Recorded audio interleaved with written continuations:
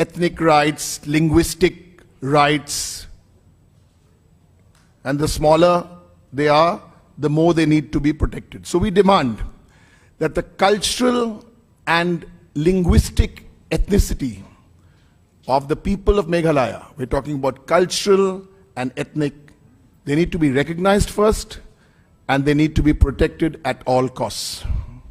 That's why we are here. The second issue is on the state border issue with the neighboring state of Meghalaya. There again, Dr. Sangma will address both these issues in the press conference. So this concludes the first part of our press conference. Dr. Mukul Sangma.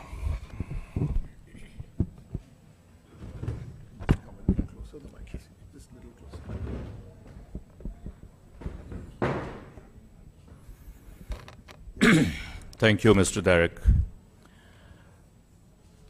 My greetings to all our friends from media fraternity, and I join Mr. Derek in welcoming all of you to this press interaction.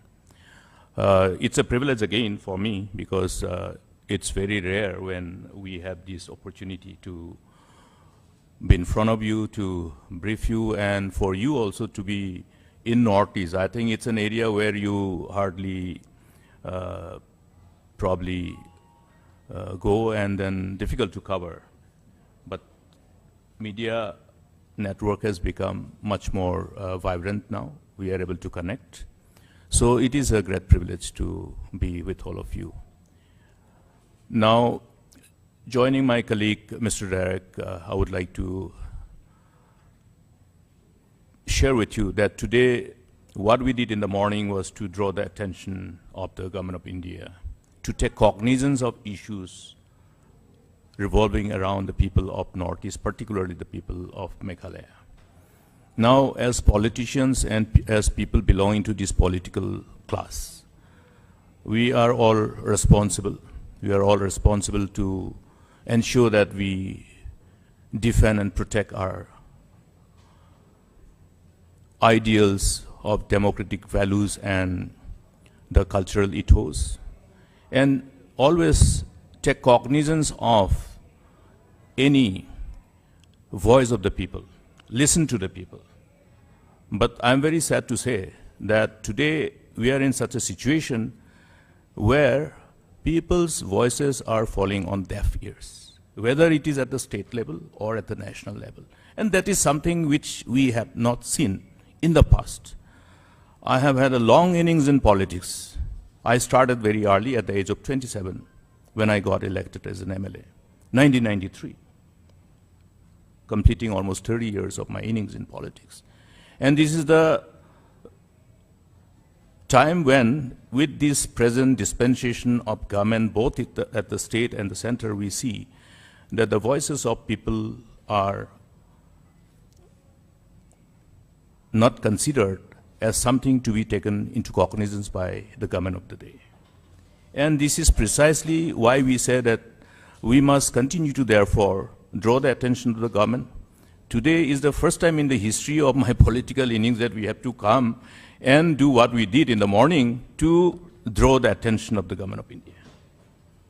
It is simple. I think what we mean is very clear indicative of our frustration for not getting the kind of attention from the government of the day. And this is something which is not in sync with what we expect in our given democracy, because this great nation has its own history. We may belong to a small state. Meghalaya is a very small state where we have 2 members in the Lok Sabha. So maybe we are insignificant in national politics, but we are significant because we belong to this great nation. Our forefathers decided to be part of this great nation. And we add to the flavor of the huge diversity of this great nation. And that is something which we are proud of. And therefore, irrespective of our size in terms of population, even though we are microscopic in terms of population, with the over 1 billion population of this great nation, our voices need to be taken into cognizance, so that we continue to add flavor to the huge diversity of great nation, and we become a part and parcel of the growth and progress and the story of growth and progress of this great nation. So you must have witnessed in the preceding months for all those friends from the media who must have at least remain vigilant on what is happening in Northeast, that there has been instances of people trying to draw the attention of the government, of both the state governments, Meghalaya and Assam, in respect to the decision of both the state governments pertaining to their decision to resolve the long pending border-related problem with the counterparts. In other words, to resolve the dispute pertaining to the areas of difference along Assam-Meghalaya border. Any resolution that we decide upon is to ensure that there is a kind of a situation where people feel or people find a reason to feel good about the decision of the government. We must do justice to all sections of people. And people of Assam and Meghalaya, we are like brothers. I used to say that when Assam catches cold, the Meghalaya sneezes, because we are integral part of this vibrant northeastern part of the country. And Meghalaya was, was a part of Assam, undivided Assam. Shillong was the capital of undivided Assam. And our forefathers wanted a different state. We achieved so. And after achieving the state, only one problem remained which was unresolved. That is the problem pertaining to the areas of difference along Assam-Meghalaya border. There are 12 areas of identified areas of difference. Now, I would not like to reconnect with the past, but the problem is that none of these issues could be resolved because we wanted to resolve this issue in a manner which is considered acceptable to all people. All people. When we say all people, means the people of both the states, Meghalaya and Assam, the stakeholders. I must be blunt in saying that this problem that has unfolded after the recent decision of these two states coming together to resolve these areas of difference along the Assam-Meghalaya border is because of the government itself. Because government has forgotten that if a problem which has been pending for such a long time, if required to be resolved, then it must be by taking everybody on board, by taking all the stakeholders on board. I would like to take this privilege to share with you, the complexity of the whole land tenure system in Meghalaya. When we say the stakeholders, that means in the context of Meghalaya, the land belongs to the people. Land belongs to the people, and the whole area that belongs to the people are governed by our traditional institution. Even the government, when we need land, we'll have to approach the community, we have to approach the clans who have the ownership of the land. And that is another state where, that is a state where we have the right over the land, the right over the surface, right over the minerals under the surface. So very, I must say, unique situation in respect of land tenure system. Therefore, this complexity has to be understood by people in authority when they want to evolve a mechanism for a solution. This was not done. And therefore, the resistance from the people, and therefore the expected line of response from the government to listen to their voices and comply with. But government of the day seems to be in a mood to bulldoze and impose, which is not inconsistent with the spirit of democracy. And as a political party, it is our binding responsibility to protect the interests of the people and be the voice of the people, and that's what exactly we are doing. Yeah. Now, on the language issue, there's so much of beauty in being able to take pride in one's identity, and language is obviously the indispensable part to indicate one's identity. And in the context of our demand for the inclusion of our Garo and Khasi languages under the 8th schedule of the Constitution of India, obviously is because it opens up lots of opportunities for our people. While our youth aspire to fill up in the job spaces available across the nation. And there should be a level playing ground for all. Our responsibility towards our people revolves around the question of justice and equality for all. Therefore, if others have been given this opportunity, it is only natural that we must give similar kind of opportunity to others. It is from that perspective that we all collectively took a resolution in the Legislative Assembly as mandated by the Constitution and submitted it before the Government of India to consider. But unfortunately, as I have said, the Government of India has not been responsive to this call. And that's the reason why we have to come this far and demonstrate today before the Parliament. And that's why we are here together. Thank you. Thank you, Dr. Mukul Sangma, for very clearly articulating these two key issues for today. We move on to the third and last part of this press conference related to Meghalaya, which are there. If there are any questions, just identify yourself and ask the questions. Let me make one more announcement because of certain developments in Parliament.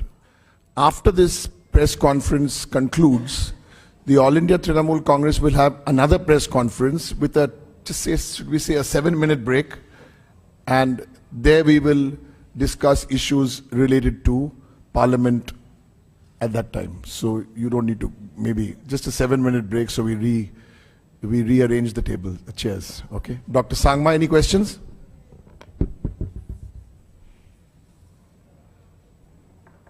You explained it so well, there are no questions.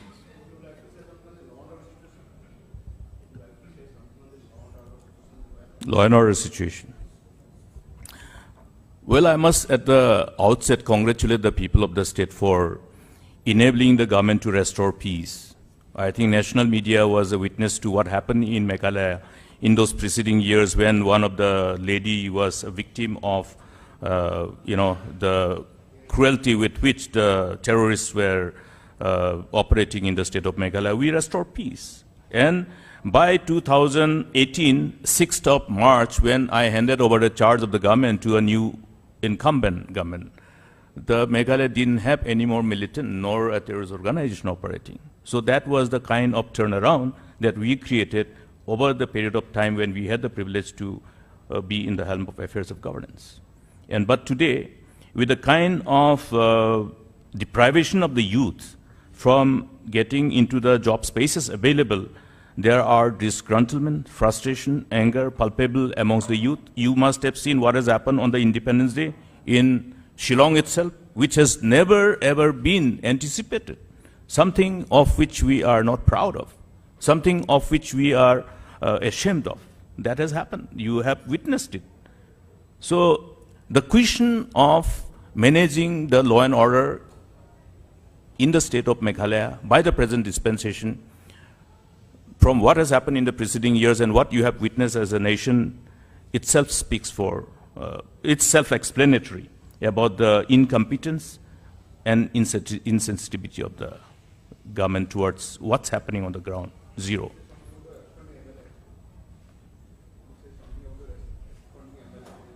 Who is absconding? Not MLA. He's a member of the district council.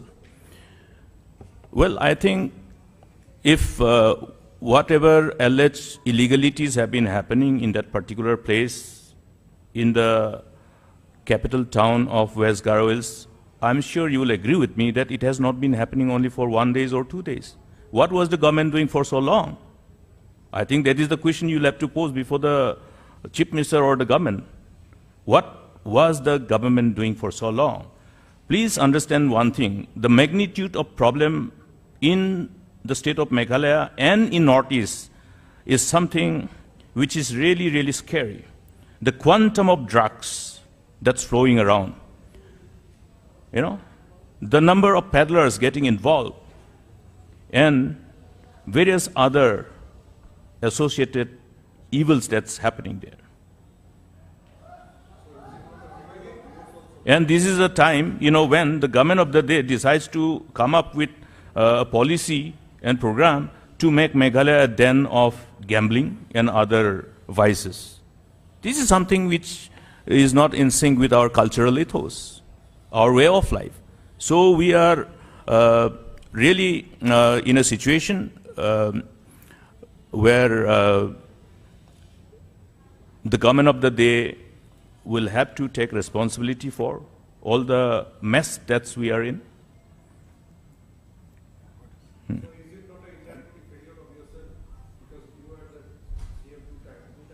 Yes.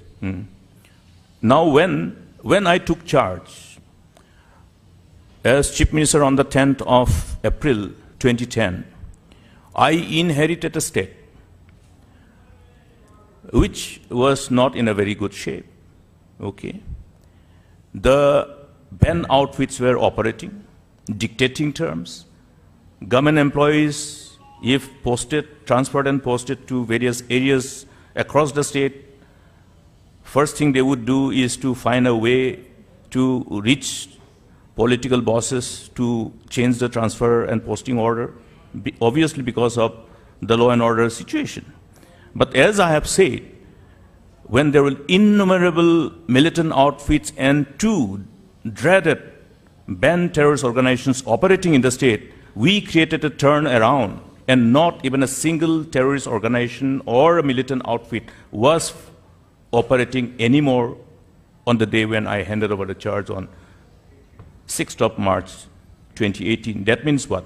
That means we were able to, despite the challenges of lawlessness, we were able to restore peace, generate hope and aspirations amongst the people, the feel-good factor amongst all people.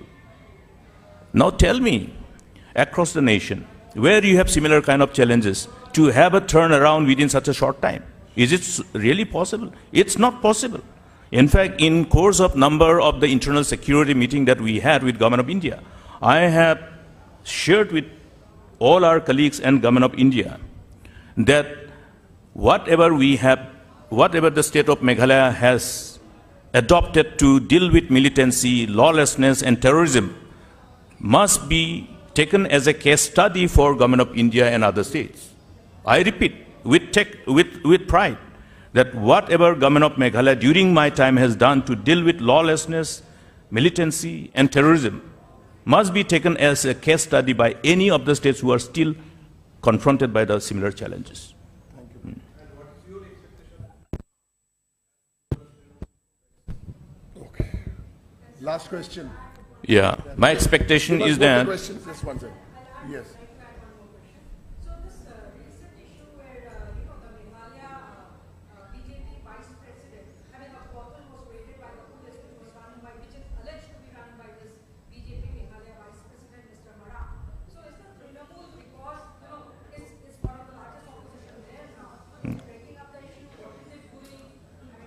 I'm raking up this issue, yes. I have already said, if this has happened and this has been happening, what was the government doing? That is the indicative of what has been happening in the state. I think I have already mentioned about that. It's just the tip of the iceberg. Therefore, the government must pull up its shocks and then respond to the given situation and restore peace. I have not referred to only this instance. I have also referred to instance which the nation as a whole was able to witness with utmost sense of, what should I say? It was something which has never been expected to be seen on an Independence Day. Youth with AK-47 and gun moving around the state capital itself. So these are all indicative of the failure of the government and incompetence of the government. Thank you. Thank you, thank you. My expectation is that I trust the people of the state of Meghalaya. I have full confidence and trust on the people of Meghalaya, and we proceed with our utmost sense of commitment and sincerity and honesty to continue to serve them. Thank you. Thank you, Dr. Mukul Sangma, and thank you to all my colleagues. With that, we conclude this part of the press conference of the All India Trinamool Congress on this one issue. We're going to take just a 5-minute break. We're going to have another press conference just now on the issues arising out of developments in Parliament. Back in 5 minutes. Thank you.